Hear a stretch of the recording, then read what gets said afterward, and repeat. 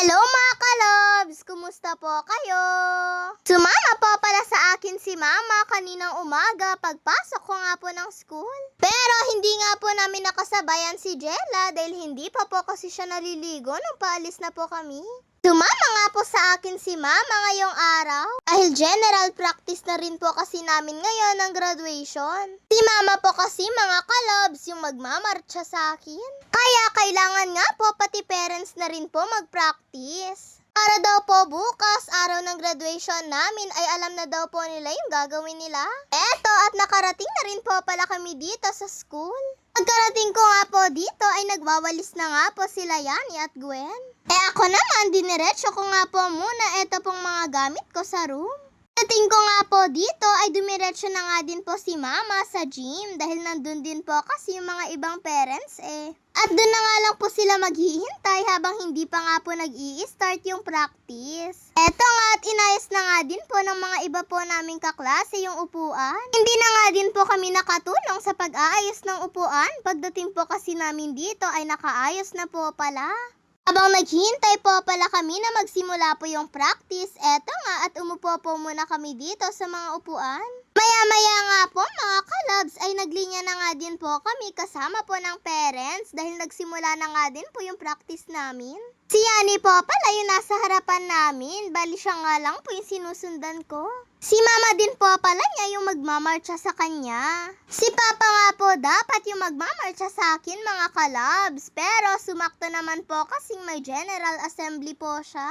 Hindi naman daw po kasi pwedeng mag-absent dun Excited pa man din po si Papa na siya nga daw po yung magmamarcha sa akin sa graduation ko. Sabi nga po ni Papa, video na nga lang daw po ni Mama yung buong mangyayari sa graduation. Pagkatapos po pala naming magmarcha mga kalabs ay ako naman nga po yung magwa-welcome message. Tumayo na nga din po kami dyan dahil yan na nga din po yung tatanggapin nga po namin yung diploma namin. Bago po pala kami mag-receive ng diploma, mga kalabs, ay marami pa nga po kaming mga ginawa dyan. Kaso lang ay hindi na nga po nakuha sa video. Medyo mahaba nga din po kasi yun mga kalabs. Ayan nga at ako na nga din po dyan yung nag-receive ng diploma. Pinabalik nga din po namin yan sa teacher dahil sample lang naman po yung diploma na yan mga kalabs. Tapos sumunod na nga din po mga kalabs yung mga with high at with honor. Ako nga po yung pinakalas mga kalabs. Letter P po kasi yung apelyado ko Eto nga, tumayo na nga din po kaming lahat sa harapan para nga po kantahin yung graduation song namin. General practice pa nga lang po yan mga kalabs. Pero parang nakakalungkot at the same time masaya po. Pagkatapos po pala naming mag-practice kasama nga po yung parents, ay bumalik na nga po muna kami sa room. At yung mga parents ay pwede na rin po palang umuwi, kaya si mama ay nagpaalam na nga din po sa akin.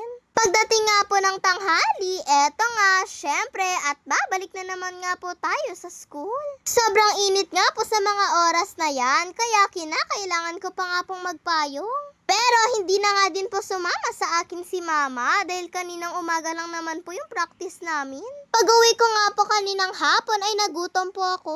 Kaya eto at napabili nga po ako ng fries at tinapay na may hotdog. Sobrang pagod ko naman po yata mga kalabs, ano po. Kumain pa nga po ako dyan sa tinapay na inuwi ni Papa. Si Kuya nga po ay akala ko wala po siya dito sa bahay dahil sobrang tahimik po. Kaya syempre binigyan ko na nga din po siya nitong hotdog na may tinapay. At pati na nga din po dito sa fries. Habang nagmimerienda nga po ako dito ay nagmimerienda na rin po pala dyan sila Mama at Papa. Kalahati nga lang po nakain ko po dito sa tinapay na may hotdog, pero sobra na nga din po akong nabusog. Yun lang po mga kalabs, maraming salamat po sa panonood ninyo. Mag-iingat po kayo palagi. God bless to all. Bye-bye po!